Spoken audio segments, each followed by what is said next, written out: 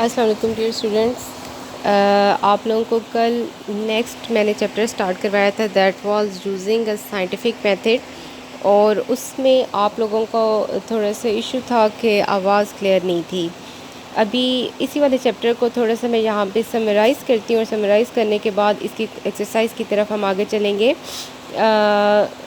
जो using scientific method है उसको बेसिकली यहाँ पे ये दिखाया गया है कि हम साइंटिफिक मेथड को यूज़ करते हुए इंसानों ने आजकल कितनी डेवलपमेंट कर ली है और कितनी जो है वो दुनिया में तरक्की हो गई है और दुनिया में आसानियाँ पैदा हो गई हैं लोगों के लिए। अब अगर आप इसको डिवाइड करें तो इसको बहुत 4 डिफरेंट सेक्शंस में डिवाइड किया जा सकता है। सबसे पहले है कि better control of diseases, better food production, better attitude and better sanitary conditions. ये कल वाली स्लाइड में मैंने आपको ये 4 पॉइंट्स लिखे हुए भी थे कि पूरे चैप्टर को अगर आप डिवाइड करेंगे तो इन 4 चीज़ों में डिवाइड हो जाएगा। सबसे पहले अगर हम डिस्कस करें better health conditions, better control of diseases, that how science has helped us in controlling different diseases। तो यहाँ पे उन्होंने पहले ये बताया है कि अगर आप सदियाँ पहले चले जाएं तो दुनिया में कोई ऐसा सिस्टम नहीं था, कोई मेडिसिन्स नहीं थी जिसकी वजह से लोगों को बहुत ज़्यादा प्रॉब्लम फेस करनी पड़ती थी और उनको मेडिकल इश्यूज़ होते थे, जिसमें क्या होता था कि बच्चा सम टाइम मोस्टली उन्होंने एक डेटा दिया है कि 7 out of 8 children were died before reaching their first birthday, कि अपनी पहली सालगिरह को सेलिब्रेट करने से पहले ही 8 बच्चों में से 7 बच्चे ऐसे होते थे जिनकी डेथ हो जाती थी। और ऐसा क्यों होता था? किसी न किसी मेडिकल रीज़न की वजह से होता था कि उनको कोई बीमारी हो जाती थी और उसको मेडिसिन अवेलेबल नहीं थी। अगर आप सदियां पहले की बात करते हैं तो ये उस वक्त की बात की जा रही है। इसके अलावा अगर कोई बच्चा सर्वाइव कर जाता था तो 6 साल की एज तक पहुँचते पहुँचते वो ज़्यादा इशू हो जाता था और ज़्यादा प्रॉब्लम क्रिएट हो जाती थी और फिर उसकी कभी 6 ईयर्स का पहुँच के उसकी डेथ हो जाती थी। अगर कोई बंदा जो है वो 30 ईयर्स तक पहुँच जाता था तो उसको बहुत लकी कंसिडर किया जाता था, क्योंकि किसी न किसी रीज़न की वजह से ज़्यादा लोगों की डेथ्स होती थी। तो इसका मतलब है कि मोर्टेलिटी रेट को साइंटिफिक मेथड ने काफ़ी कम किया है कि अब हर चीज़ की मेडिसिन आना शुरू हो गई हैं। जैसे अभी अगर आप देख लें, फॉर एग्ज़ाम्पल आप देखिए कि कोरोना वायरस अभी आया हुआ है, बहुत ज़्यादा इसकी डिज़ीज़ जो है ये वायरस एक स्प्रेड हुआ है, तो अभी तक इसकी कोई वैक्सीन डिस्कवर नहीं हो सकी और इसकी वजह से दुनिया में कितनी ज़्यादा डेथ्स हो रही हैं। जब सदियों पहले आप चले जाते हैं ना, तो अभी जो आपको फ्लू होता है, आपको टेम्परेचर होता है, आपको जो है वो जॉन्डिस हो जाए, येलो फीवर, टाइफाइड, इन चीज़ों की भी मेडिसिन अवेलेबल नहीं थी। तो ये भी इसी तरह से समझ लें जैसे आजकल कोरोना का इशू है कि आपके पास मेडिसिन नहीं है तो आप फाइनली क्या करेंगे? आप एहतियात करेंगे, लेकिन अगर आपको हो गया है तो सम टाइम आप उसको जो है वो आपका इम्यूनिटी सिस्टम इतना स्ट्रॉन्ग नहीं होता कि आप जो है वो उसको ओवरकम कर सकें एंड फाइनली पीपल डाइड। ठीक है, तो अब जो है वो साइंस ने काफ़ी ज़्यादा तरक्की कर ली है और आहिस्ता आहिस्ता इन सारी बीमारियां हमारे लिए तो नॉर्मल है, लेकिन सदियों पहले जैसे अभी कुछ अर्से के बाद कोरोना की भी वैक्सीन तैयार हो जाएगी और जब सदियों बाद लोग आएंगे और इसको हिस्ट्री में पढ़ा जाएगा तो ये भी उन्हीं चीज़ों में लिखा जाएगा कि जिनकी जो है वो जिसकी वजह से काफ़ी ज़्यादा अमवात होती थी। तो सबसे पहले ये वाली चीज़ है, उन्होंने डिफरेंट बताया कि how science has helped us in improving our health, कि हमारे हेल्थ इश्यूज़ कम हो गए। ओके, सेकंड अगर आप उसको देखें तो सेकंड जो सेक्शन डिस्कस किया गया इस चैप्टर में, that is about food, better food. Okay, आजकल अभी अगर आप साइंस स्टूडेंट्स की बात करते हैं, जो बायो के स्टूडेंट्स हैं, तो वो इस चीज़ को ज़्यादा बेहतर तरीके से अंडरस्टैंड भी कर सकते हैं और उन्होंने ये चीज़ें पढ़ी हुई भी होंगी कि आजकल हर चीज़ की और फूड की डिफरेंट वैरायटी अवेलेबल होती है।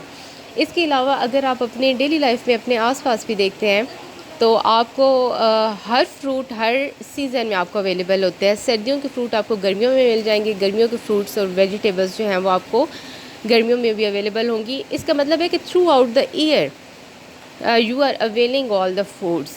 एक तो ये एडवांटेज हो गया है साइंस की वजह से। और ये क्यों ज़रूरी था, एक तो आबादी बहुत ज़्यादा बढ़ती जा रही है और ज़्यादा बढ़ती हुई आबादी के लिए ऑफ कोर्स जो है वो ज़्यादा फूड की ज़रूरत होती है।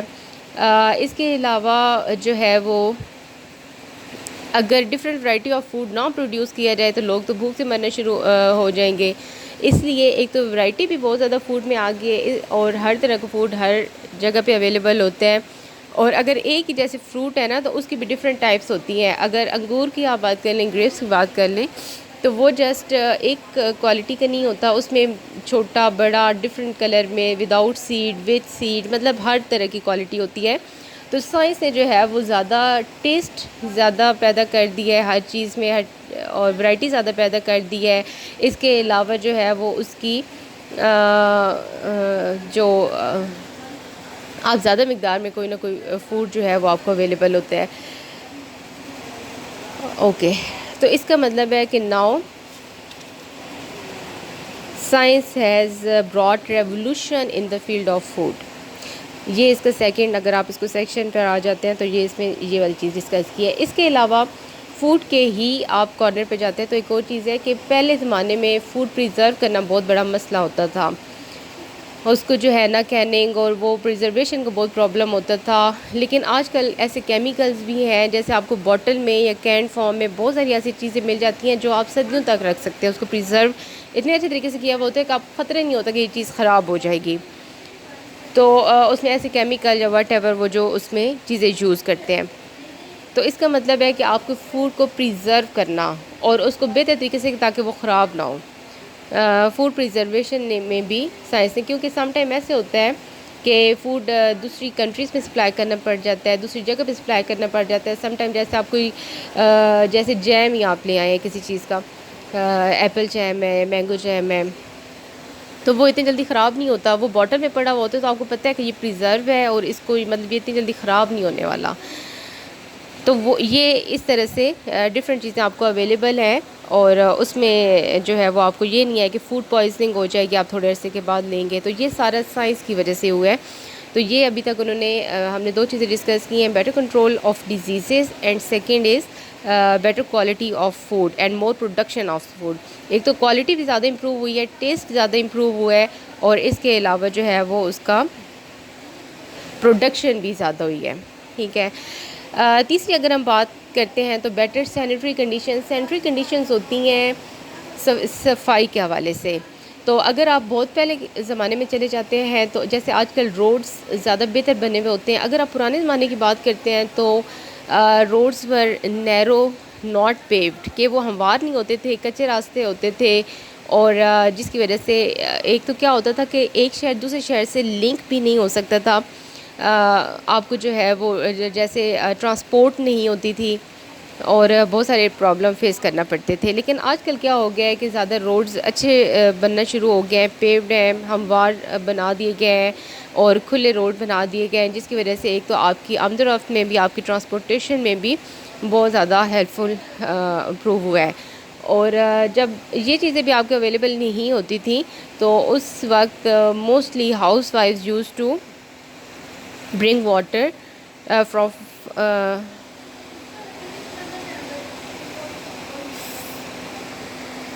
different regions. ओके, अच्छा जी, एक ये भी इसमें प्रॉब्लम होता था कि पानी का बहुत ज़्यादा मसला होता था कि पानी साफ़ अवेलेबल नहीं होता था, घरों में अवेलेबल नहीं होता था। अभी अगर आप लोग देखें तो हर घर में आपको मोटर अवेलेबल होगी, आप जो है वो बोरिंग करवा लें और आपको घर में पानी अवेलेबल होगा। लेकिन अगर आप बहुत अरसे पहले की बात करते हैं तो लोगों को दूर दराज इलाकों से पानी भर के लाना पड़ता था, कुओं से भर कर लाते थे। जिस तरीके से भी एक तो पानी ज़्यादा अवेलेबल भी नहीं होता था, दूसरा अगर अवेलेबल होता था तो उन्हें दूर से भर के लाना पड़ता था और जो होता था वो भी इतना साफ़ सुथरा नहीं होता था। तो ये वाले अभी भी अगर आप शहरों में देखें तो शहरों में यही प्रॉब्लम है। फतेह जंग में मेन पानी का बहुत इशू है, तो पानी जो है वो अभी भी प्रॉब्लम है। लेकिन इट इज़ अ ब्लेसिंग, बहुत सारी जगहों पे ये अच्छे तरीके से जो है वो साफ़ सुथरा अवेलेबल होता है। लेकिन साइंस ने इस चीज़ को भी काफ़ी ज़्यादा हेल्पफुल हमारे लिए साबित हुई है कि now we are able to get clean water, ठीक है। और इजीली अवेलेबल वाटर है हमारे पास। ये एक साइंस ने रेवोल्यूशन लाई है हमारी ज़िंदगी में। तो सैनिटरी की सेहत और सफाई के हवाले से अगर हम बात करें तो सफाई पहले इतनी नहीं होती थी। Outdoor toilets were very common. इसके अलावा garbage was not properly settled down and it was not discarded well, so it created different diseases, ठीक है। different diseases were caused by unhealthy environment। अभी अगर हम यहाँ पे इसके थोड़ा सा क्वेश्चन की भी बात कर लेते हैं तो इसके साथ ही जब ये वाला मैंने इसमें पढ़ा है ना, तो आपको अगर ये स्लाइड पर नज़र आए तो write a note on better sanitary conditions available in our cities today and compare sanitary in our larger cities 100 years ago. ठीक है कि एक साल पहले कैसी सहूलियात होती थी और अब कैसी हैं। इसको अगर आप यहाँ पे मैं इसको short करवाऊँ, Sentry in our large cities 100 year ago were indesirable streets, ठीक है। इसमें आप लोग जस्ट इतना लिखें कि 100 year ago streets were narrow, unpaved and poorly drained। कि एक तो जो है वो तंग होती थी, हमवार भी नहीं होती थी और उनमें इतना सीवरेज का निज़ाम नहीं होता था। पानी जो है वो अभी तो अंडरग्राउंड पाइप्स आप यूज़ करते हैं और पानी को जो है ना वो अच्छे तरीके से उसको आप उसकी मैनेजमेंट हो जाती है और जो गंदा पानी होता है वो अंडरग्राउंड वाटर में शामिल कर दिया जाता है with the help of pipes. लेकिन उससे पहले क्या होता था, जब सदी पहले आप बात करते तो पानी ऐसी गलियों में फिरते रहता था जिसकी वजह से कीचड़ बन जाता था, फिर वहाँ पे मच्छर पैदा होते थे, डिफरेंट बीमारियाँ आना शुरू हो जाती थी। तो आपने जस्ट यहाँ पे इसका आंसर लिखना है कि sanitary conditions in 100 year ago were streets were narrow, unpaved and poorly drained। ठीक है, ये तो बहुत ही ईजी सी लाइन है जो आप आसानी से याद कर सकते हैं। नेक्स्ट लाइन भी इतनी मुश्किल नहीं है। Garbage was throne in the street, कि एक तो ऑलरेडी पानी भी होता था, फिर कूड़ा करकट भी वहीं पर फेंक दिया जाता था।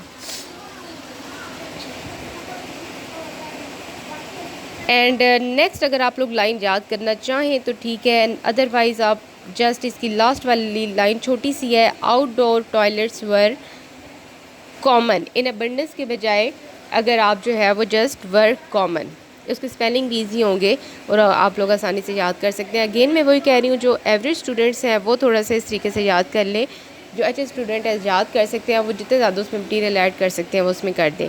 तो इसका आंसर क्या बनेगा कि 100 years ago streets were narrow, unpaved and poorly drained, garbage was thrown in the street and outdoor toilets were common। अब अगर आप आज से इसको कंपेयर करें तो आपने जो ऊपर लिखे आपने उसी का अपोजिट लिख देना है। टुडे स्ट्रीट्स आर पेव्ड, ऊपर आपने लिखा था अनपेव्ड, यहाँ पे आप कर देंगे पेव्ड। ऊपर था पुअरली ड्रेन्ड, यहाँ पे हो जाएगा वेल ड्रेन्ड, ठीक है, एंड वेल क्लीन। तो जो ऊपर आपने लिखा है ना, मतलब इस क्वेश्चन को याद करना इतना डिफ़िकल्ट नहीं है, उसी को ही आप उसमें स्पेलिंग भी वही होंगे, जस्ट आपने उसका अपोजिट कर देना है।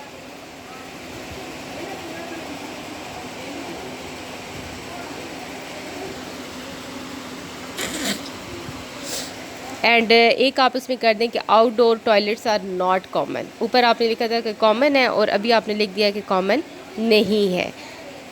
एंड एक आप कर दें sewage from all section of city is carried through sealed pipe, ठीक है। उसमें आपने ऊपर 3 पॉइंट लिखे, नीचे भी आप 3 कर दें।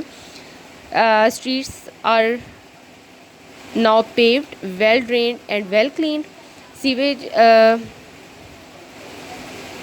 From all section of city is carried through sealed pipe, कि इसमें जो है ना वो पाइप के थ्रू जो है वो एक जगह से दूसरी जगह गंदा पानी पहुंचाया जाता है और फिर उसको अंडरग्राउंड वाटर में ही शामिल कर दिया जाता है और वो गलियों के ऊपर नहीं आता। एंड तीसरा आप लिख दें कि now outdoor toilets are not common.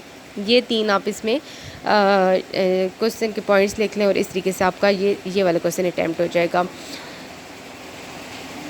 ठीक है जी। अच्छा, अगर आप चैप्टर को चौथे सेक्शन में डिवाइड करेंगी, अभी तक हो गया better control of diseases, better production of food, better preservation of food. ठीक है, दो इसमें चीज़ें आती हैं, एक है प्रोडक्शन और एक है प्रिजर्वेशन। प्रोडक्शन इज़ कि ज़्यादा से ज़्यादा फूड पैदा किया जा रहा है, ज़्यादा से ज़्यादा अवेलेबल है, और प्रिजर्वेशन होती है कि जो चीज़ आपके पास अवेलेबल है ना, उसको आप किस तरीके से ज़्यादा लंबे अरसे के लिए चला सकते हैं और ज़्यादा लंबे अरसे के लिए उसको आप रख सकते हैं। और तीसरी चीज़ आगे बेटर सैनिटरी कंडीशंस, उसमें आपने स्ट्रीट्स का लिख देना है, इसके अलावा पानी की अवेलेबिलिटी को लिख देना है, और अभी जो है ना वो स्ट्रीट्स की भी ज़्यादा बेहतर कंडीशन है, पानी की निकासी का ज़्यादा बेहतर, सीवरेज का ज़्यादा अच्छा निज़ाम है, और गलियाँ भी ज़्यादा क्लीन है। Outdoor toilets were common in those days and now they are not common. ठीक है, ये चीज़ हो गई। फोर्थ वाला अगर आप पॉइंट डिस्कस करें तो फोर्थ वाला पॉइंट है that is better attitude of people. Better attitude of people में आ जाएगा कि लोगों का तर्ज़ अमल, उनकी ज़िंदगी कैसे होती थी कि लोग सुपरस्टिशियस थे। सुपरस्टिशियस मींस कि वहम बहुत ज़्यादा करते थे, तोहम परस्ती बहुत कॉमन थी, कि अगर किसी बंदे की किसी वजह से डेथ हो जाती थी तो वो लोग कंसिडर करते थे कि शायद हमारी या लाइक हमारे रिलेटिव्स की, हमारे घर में किसी की डेथ किसी बिकॉज ऑफ एनी बैड ओमन, बिकॉज ऑफ एनी चार्म, किसी तावीज़ किसी ने कर दिए हैं, या किसी ने जो है वो उल्टा हमारे घर में कोई नेगेटिव फोर्सेस हैं जो कि काम कर रही हैं, जिसकी वजह से सारे नेगेटिव एटीट्यूड हमारे घर में डेवलप हो रहे हैं। तो साइंस ने हमें बताया है कि हर चीज़ के पीछे कोई ना कोई वजह होती है, कोई ना कोई रीज़न होता है जिसकी वजह से कोई काम होता है। अगर आपको कोई डिज़ीज़ हो गई है तो इट डजंट मीन कि आपके ऊपर तावीज़ ही कर दिए गए हैं, उसका कोई ना कोई मेडिकल रीज़न होता है। और इसके अलावा जैसे आप अभी भी कुछ लोगों में ये चीज़ें पाई जाती हैं कि काली बिल्ली ने रास्ता काट लिया, या 13 नंबर जो है वो हमारे लिए अनलकी है, ये नंबर समटाइम कहते हैं ये नंबर मेरे लिए अनलकी है, ये अनलकी है। तो अगर आप सुबह घर से निकलें और आपको रास्ते में अगर काली बिल्ली रास्ता काट लेती है तो आप पूरा दिन आपके अंदर अगर वो वहम आ जाएगा ना कि आज तो मेरा दिन अच्छा नहीं गुजरेगा क्योंकि मेरे साथ सुबह सुबह ये हो गया, तो फाइनली आपके अंदर वो एहसास है, आप इतनी चीज़ समटाइम सवार कर लेते हैं कि वो नेगेटिव एनर्जी और नेगेटिव रेज ही आपके अंदर से इमिट होना शुरू होती हैं, और वाकई में आपका दिन अच्छा नहीं गुजरता। तो इट मीन्स के think positive and have positive वाला काम भी, या मेरे साइंस से बहुत सारी चीज़ें बताई हैं कि ये चीज़ें इनका कोई अमल दखल नहीं होता आपकी ज़िंदगी में, ये जस्ट आपकी सोच होती है और आपके एटीट्यूड्स होते हैं जो चीज़ों को अच्छा और बुरा बना देते हैं आपके लिए। अदरवाइज़ इस तरह से डिजिट्स या इन चीज़ों का कोई असर नहीं होता। ठीक है जी, अब अगर मैं सारे क्वेश्चंस की बात करती हूँ, एक्सरसाइज पे आपको सामने नज़र आ रहा होगा। फर्स्ट वाला क्वेश्चन है how has scientific method help us in our fight against disease. तो इसमें आपने बताना है कि बीमारियों से किस तरीके से लड़ने में हेल्पफुल हुई है। ओके, इसमें आप लिख दें कि देयर वर, फर्स्ट लाइन अगर आप लोग याद कर सकते हैं तो वेल एंड गुड, अगर आप नहीं कर सकते तो सेकंड वाली लाइन में आप कर दें कि there were fatal diseases like life taking diseases, जिनकी वजह से जो है ना वो फाइनली डेथ हो जाती है। Fatal diseases like yellow fever, malaria, typhus, cholera, typhoid fever, scarlet fever, measles, whooping cough. तो इसमें आप कोई सी भी आप 3-4 बीमारियां याद कर दें, like yellow fever, malaria, typhoid, cholera, whooping cough etcetera. And scientific method has helped us by treating these diseases. ठीक है, आप उसमें करें कि there were fatal diseases like this. आप कोई भी 3, 4 या 5 जितनी भी आप याद कर सकते हैं वो आप डिजीज़ेज़ को याद करें, और उसके बाद वो आप कर दें कि science has helped us by treating these diseases. First वाला आप क्वेश्चन का आंसर इतने ही दे सकते हैं। नेक्स्ट वाले में आपका right a note on better sanitary conditions 100 year ago and today. तो इसमें आपको मैंने ये ऑलरेडी बता दिया कि उसमें आपने क्या क्या लिखना है कि 100 year ago streets were narrow, unpaved and poorly drained, and now streets are paved, well drain and well clean. इसके अलावा जो है वो garbage was thrown in the street and now sewage from all section of city is carried through pipes, and outdoor toilets were common and now they are not common. ये वाला आप इसका answer आसानी से आप इसको याद कर सकते हैं।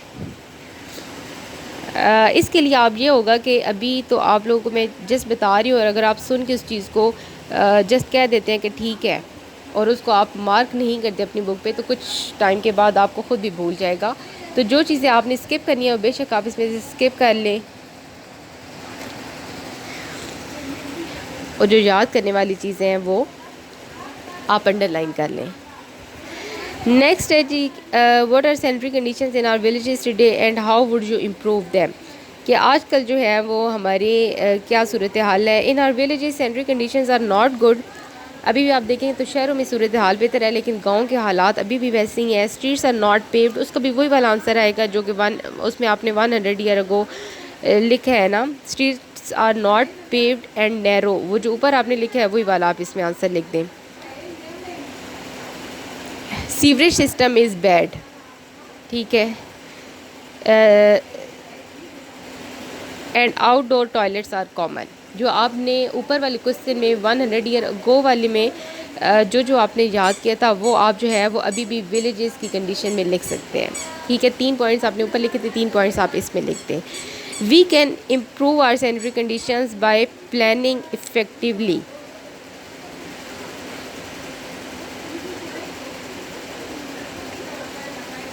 Streets must be paved and garbage must be thrown at specific places. ठीक है, आप करें कि we can improve our sanitary conditions by good planning. Next, streets must be paved.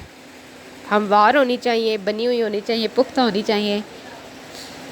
And garbage must be thrown at specific place. कूड़ा करकट जो है वो एक जगह पर फेंकना चाहिए, ठीक है जी। ये आपका नेक्स्ट क्वेश्चन है। ये आज मैं मेरिट की बुक से करवा रही हूँ, आप बुक भी अपने सामने रख सकते हैं और जो जो चीज़ें मैं आपको बता रही हूँ वो आप अंडरलाइन कर लें, बाकी चीज़ें आप स्किप कर दें। नेक्स्ट है how has scientific method helped us in the production and preservation of food. Okay, इसमें आप करें through the use of scientific method we have learn to produce better quality of food and to preserve them for longer period, ठीक है। ये वाला लिखने के बाद आप नेक्स्ट वाली लाइन छोड़ दें और नीचे अगर आप थर्ड वाली लाइन पर आएँ तो आपको एक नज़र आ रहा है, we have learn to preserve food for longer period through use of canning and pickling, ठीक है। कि आप कैनिंग उसको जो है वो उसकी पैकिंग कर देते हैं, जिस तरह डब्बों में कुछ चीज़ें बहुत सारी आती हैं, कैन में चीज़ें आती हैं, या अचार की फॉर्म में जो है वो आप बहुत सारी वेजिटेबल का आप अचार बना के जिस तरीके से भी आपने उसको प्रिजर्व करना होता है। तो we have learn to preserve food for longer period through canning and pickling, ठीक है जी। ये चीज़ें जो है वो आप इसमें जस्ट आप इतना ही आप इसमें याद कर सकते हैं तो आप कर लें, और अगर जो बेहतर बच्चे हैं, जो अच्छे बच्चे हैं, वो सारा कुछ याद कर लें तो वो ज़्यादा अच्छी बात है। We are now less fearful than our ancestors, what are our ancestors afraid, what were our ancestors afraid of. कि आजकल जो है वो हम अपने आबा व अजदाद से कम डरते हैं। इसमें वो बेटर एटीट्यूड की बात आएगी कि पहले ज़माने में लोग ज़्यादा वहम ज़्यादा करते थे और छोटी छोटी चीज़ों को ज़्यादा सर पे सवार कर लेते थे, और आजकल जो है वो इन चीज़ों को ज़्यादा कंसिडर नहीं किया जाता। Our ancestors were quite superstitious people, कि वो तो प्रस्तियों में होती थी। They were afraid of good और bad luck and there were common, ठीक है जी।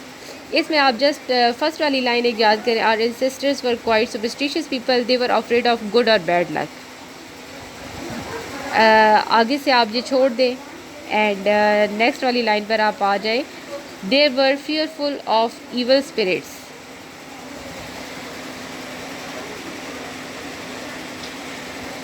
नेक्स्ट आप फिर लाइन छोड़ दें, they were afraid of black cats, broken mirrors and number 13।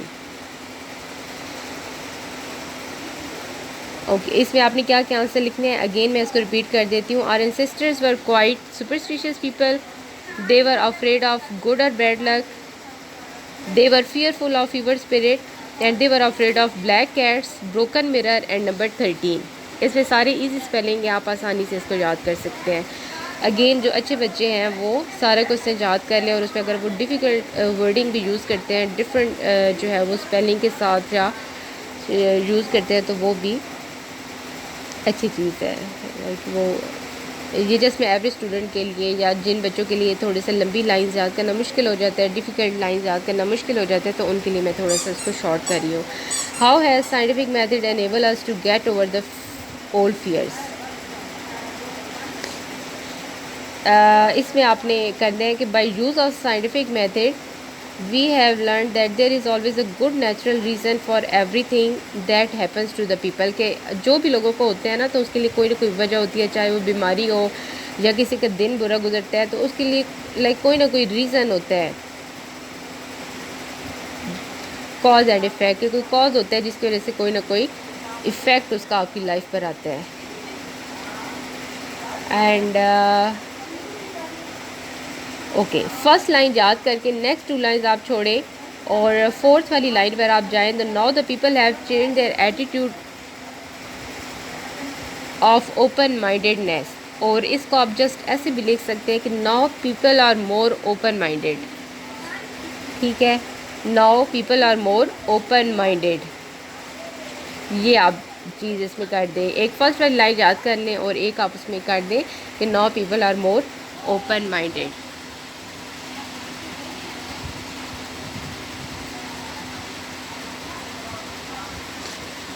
Okay, ये 6 क्वेश्चंस हैं, इनको आज आपने याद करना है।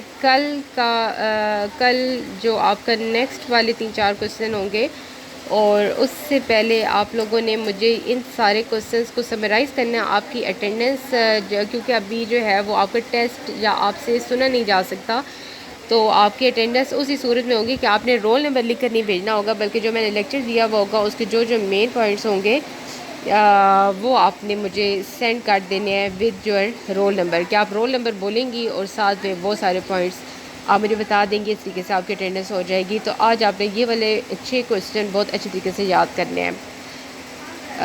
उनमें आपने मुझे एक्सप्लेन कर देना है कि इनमें क्या क्या चीज़ें हैं। बेशक आपने जिसको समराइज़ किया है ना, वो आप मुझे सारा क्वेश्चन पढ़ के बता दें कि इसमें हमने इस क्वेश्चन का ये वाला आंसर लिखा है। इसके अलावा कोई भी आप मुझे टेक्स्ट नहीं करेंगी, जस्ट आप मुझे एक वॉइस मैसेज भेजेंगी जिसमें आपने इसको जितना भी शॉर्ट किया हुआ है, जितना भी प्रिसाइज़ किया हुआ क्वेश्चन है, वो आपने लिखा हुआ होगा और वो आप एक बार बोल देंगी। ओके जी, इंशाल्लाह सी यू टुमारो।